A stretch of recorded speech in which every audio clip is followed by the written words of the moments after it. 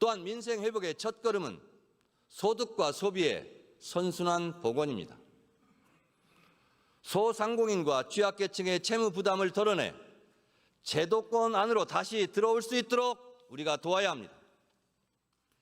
정부의 성실상환자 324만 명에 대한 신용사면과 새 출발 기금 지원 확대도 뒷받침하도록 하겠습니다.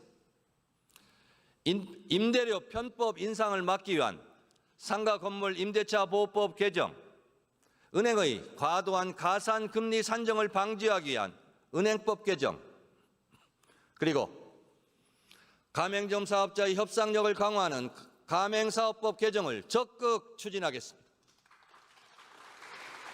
사람은 누구나 잠재력이 있습니다. 마치 도토리가 그 안에 커다란 떡갈나무가 될 잠재력을 담고 있는 것과 같은 이치가 아니겠습니까? 다시 일어선 국민들이 성장과 혁신의 주역이 되어 언젠가 우리 모두를 다시 도울 것이라 저는 확신합니다. 이재명 정부의 소비 쿠폰 덕분에 지난 7월 한 달간 생산, 소비, 투자 모두 크게 늘었습니다. 8월 소비자 심리 지수가 7년 7개월 만에 최고 수준으로 회복하며 골목 상권과 전통시장에 활기가 돌고 있습니다.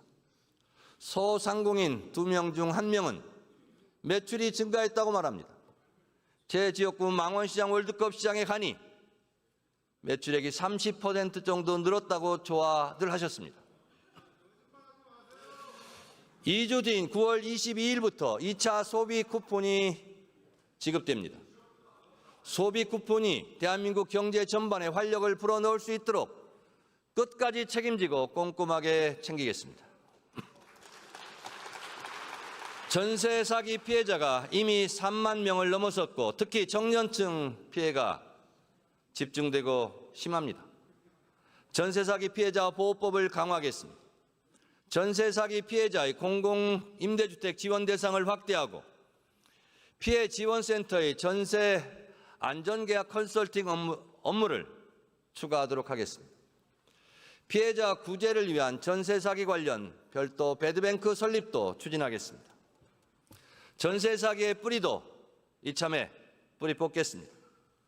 전세 사기와 같은 집단 사기 범죄에 보다 강력한 처벌을 할 수 있도록 법을 강화하겠습니다.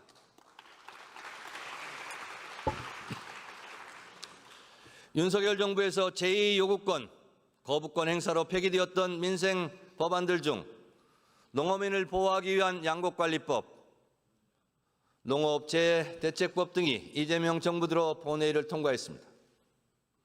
식량 안보를 지키고 농어민의 삶이 실질적으로 개선될 수 있도록 정부와 긴밀히 협의하고 협조하겠습니다.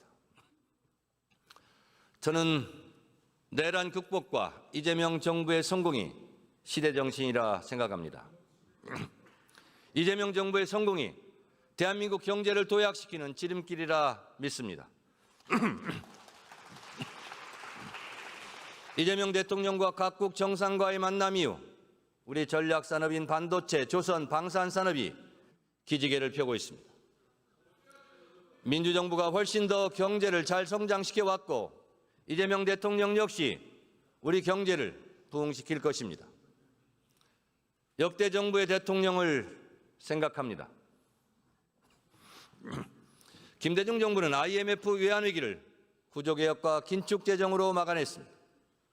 1988년 마이너스 4.9%였던 성장률을 1999년 플러스 11.6%로 끌어올렸습니다. 기초생활보장제도 시행으로 복지국가의 초석을 마련했습니다. 지원은 하되 간섭을 하지 말라는 문화예술정책의 대전환으로 한류가 태동했고 오징어 게임 BTS, K-팝 데몬 헌터스의 나라 문화강국이 되었습니다. 특히 미래를 내다본 초고속 인터넷망 구축은 대한민국을 ICT 강국으로 만들었습니다.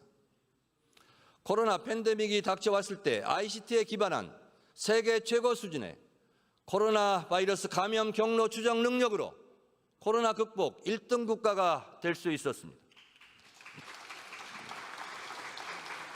노무현 정부는 1인당 국민소득 2만 불 시대를 열었습니다.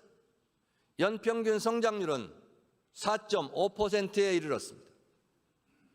마치 죽은 자가 살린 것처럼, 죽은 자가 산자를 살린 것처럼 노무현 대통령의 FTA가 지금 강화되고 있는 보호무역주의의 상황에서 우리를 살리고 있습니다.